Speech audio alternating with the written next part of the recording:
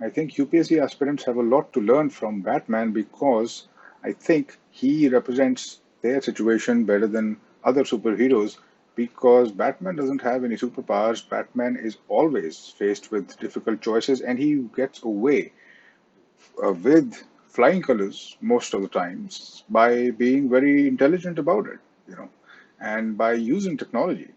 And so that's why Batman has been chosen as the theme for this session about the Optionalyzer tool, which I told you about. This is a different type of session because I'll be introducing a tool to you and we'll also be going through some demonstrations for that tool and how best to use it. I will demonstrate for you and I'll walk you through the entire thing so that after the session is over, you can always come back to this video and refer back to it for any clarification which you might need. Now, the big deal with this optional subject, apart from the obvious things, uh, which is that it holds a lot of weightage in your examination, that you need to spend a lot of time getting good at it, is the fact that this is a very high risk, high reward type decision. Because not only will you be spending a lot of time in it, the level of expertise that you require in it is a lot higher than general studies. You cannot treat it as a subject at par with general studies or at par with the other subjects of general studies like polity, economics, because it's going to be harder than that. The level of questions the UPSC asks will be difficult and they will expect a certain level of expertise from you, and it will get reflected from the type of questions which they ask, which I observe and have been observing keenly over the past many years. The level of questions in the optional subject as well has tended to increase.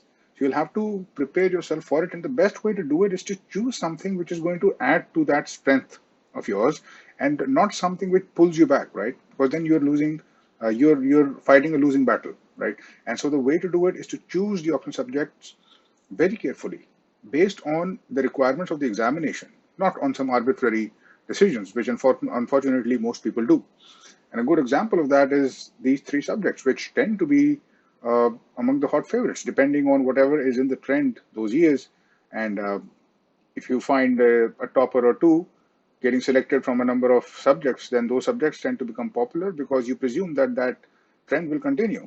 There is something called the gambler's fallacy, which is at play here. Now, I don't want to get into cognitive biases, but suffice it to say that this choice is very important.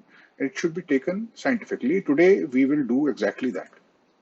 At the end of this session, after you have obtained the Optionalyzer tool, you will be able to make the best possible decision, best informed decision, which is humanly possible. And you will have a numerical reason to choose the option subject which you choose. Now, there are certain criteria to consider while choosing an option subject. One criteria which people consider as important, which is not so important, is how available is its material, how common is it. This is because we tend to go towards and move towards things which are familiar to us, and things which are familiar to us tend to bring us more comfort. But this is not always the best way to go, because there is an optional subject out there which is better for you than the rest. There is an optional subject out there which will get you more reward than other people who have that subject, but it is up to you to figure that out, even if that subject is not the subject of your graduation or if you have no background in it. I did not, and I chose reasonably well, and it contributed to some part to me qualifying the examination because I had chosen based on criteria. My criteria, admittedly, was not as scientific as the ones that you will be exposed to shortly, but the validity and the importance of taking these decisions numerically cannot be understated. You will have to dive deep in your option subject. Like I mentioned, the level of expertise will be very high. So, what do? The first thing, your job before you get started, is you need to boil down your choices to the top three. You need to figure out the top three optional subjects from the entire list of optional subjects which the UPSC allows you to choose from, and to figure out the top three which might be the best for you. Don't worry about which will be the best, just eliminate all the rest and boil it down to the three choices which you need to make. And it is these three that we will analyze and compare in a lot of detail. And we'll figure out some interesting things along the way. You will have found a rather hilarious comic strip which I shared with you go through it because it's not just fun and games. There's a very important message hidden in there somewhere. And I would very much like for you to uh, get acquainted with it. Without further ado, now let me expose you, introduce you, and demonstrate to you the Optionalyzer tool, how it works. And so I'll share my screen in order to do that. This is the part where you might have to come back and refer to my instructions. Although the tool has been designed to be very intuitive and very easy, you'll find it is in the format of MS Excel. It's an Excel sheet, simple enough. You'll find that it looks like this. You'll have some basic information on top. You'll have a column where you'll input your name, you'll input the date, and you will have subject 1 written here, below which you should write the subject which you're trying to analyze. The top 3, one of the top 3 subjects which I just told you about, you need to analyze. So let's take, for example, psychology, which was my option subject. And at the beginning of my preparation, when I was in your shoes or somewhere near that milestone, I would have perhaps rated these questions on these metrics. So it contains 10 questions for each subject, 10 questions for each subject. You have to rate these questions on a scale of 0 to 10, and 0 means a low confidence level, 10 means a high confidence level. So you need to introspect and reflect on what the question is saying. Take a minute, take a couple of minutes or more, and try to figure out the number in your confidence levels subjectively, honestly, which best reflect your answer. So the first question asks if you're well versed with the subject and if you have had previous academic training in it. Now, psychology for me was absolutely new, so I would have given it a 1 out of 10. Simple enough. The second question asks you about deep interest in the subject, and it tries to gauge your inclination towards more knowledge acquisition, not just the knowledge that you already have. How likely are you to continue to gain knowledge in it? Depends on how curious you are about it and how genuinely interested you are about it. So for me, it had always been a subject of fascination. I would have given it a 6, perhaps even higher.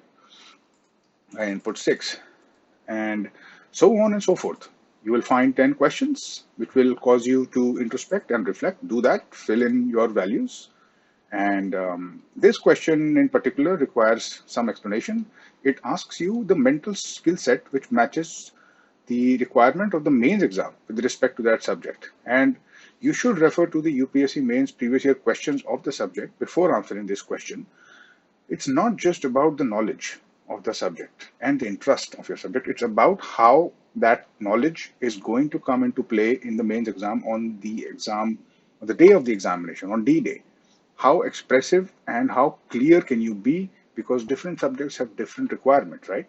Say, for instance, philosophy is a subject which it does not have a very voluminous syllabus, but it can be very technically demanding, at least as much as language is concerned. Language in philosophy needs to be very precise, and not an expressive, evocative type of prose is welcome, like most people presume, and end up getting very average mark because of that. So you need to figure out what type of demand the questions are throwing at you by judging from the UPSC previous year questions, and then try to honestly rate yourself on how well you can actually do that on the present day, on the day that you're taking the test. And so the other answers also are to be answered in a similar manner. And whenever you see these red pointers here towards the column of the cells, towards the corners of the cells, is where I have inputted some comments for you, just to make it easier for you, just to give you explanations. Now, when you insert these values, you will find that a score emerges, right? And the score will change as you change the inputs. All of these are to be scored on a scale of 0 to 10, right? And you will find that these set of 20 questions for a subject are repeated. So subject 1 for me would have been psychology, 2 would have been geography.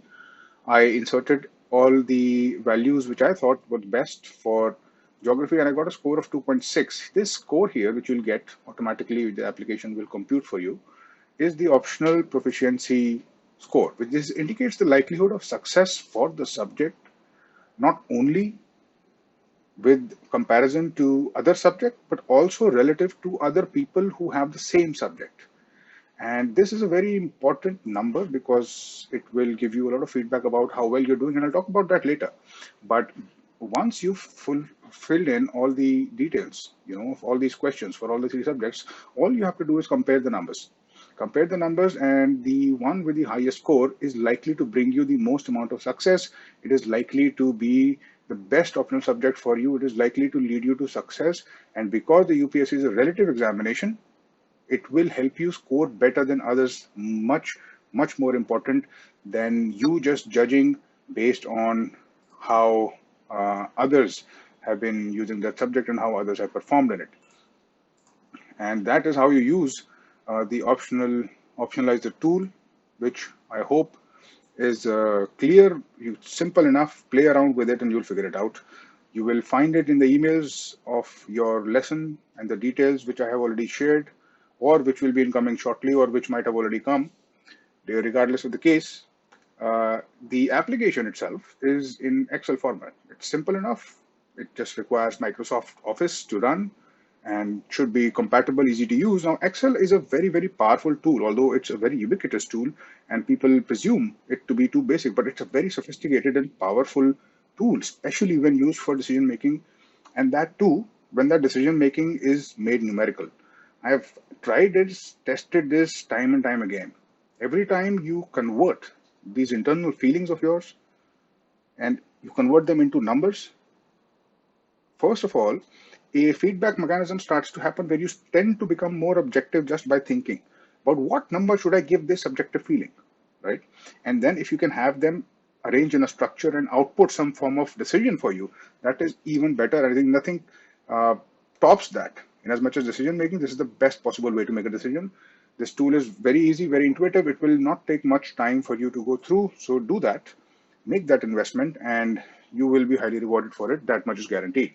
Now, I have an announcement to make for the people who have the navigator. As you know, it works on a number of different dimensions. One of which being one good use which you can make out of it is with these QR codes, as you already know. If you don't know, you will get to know, don't worry. Each of these represents one paper, right? So this is GS paper 1 in mains, GS paper 2, GS paper 3, this is ethics, this is optional subject, and this is answer writing. Now these QR codes are dynamic QR codes, like I told you before. I can update these QR codes from my end. So regardless of where you have it in your room and whoever has it, if I change things on the back end, you will see those changes reflected when you scan the QR codes. So I have made a change very recently, and notice what happens when I scan the QR code for the optional subject. Takes me to qrcreator.com. It's fine to go there. It's safe. It's the portal through which it leads us to other URLs. Now it has taken me to the optional subject vault. It's a very useful place where you will find important resources for your optional subject. And recently I have uploaded my own notes for philosophy and psychology out here. And everybody who has the navigator can simply scan it right now and access this. And it'll lead you to this very cool page where you will find my notes with all the instructions and so on. So that is one way to use it. And also I should tell you, everybody who has the navigator, that I keep updating these resources. These big picture formation playlists which I share with you also keep getting updated. You will find new videos added, and so it is better to have periodic checks, right? Keep checking these resources. To end with, I'd like to say that this Optionalyzer tool is meant to give you constant feedback. It's not just a one-shot mechanism where you decide a subject and you get it over with. As you grow in your journey, I would like you to come back to this tool to take those 10 questions again for your subject of choice and see that number creeping up, that score that you got.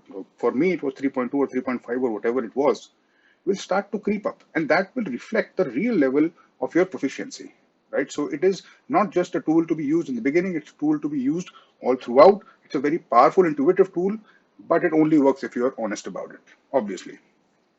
This has been a pleasure to make. It took me a while to create this tool. I hope it serves you very well, because I tried to input all the insights I had, which were relevant, and having some experience with different optional subjects, I was hopefully able to do that. And I'll leave you with what Batman has to say about this. And I really hope that you can make the most of this tool and listen to what Batman has to say about it, because he's the Batman. Thank you and have a great day.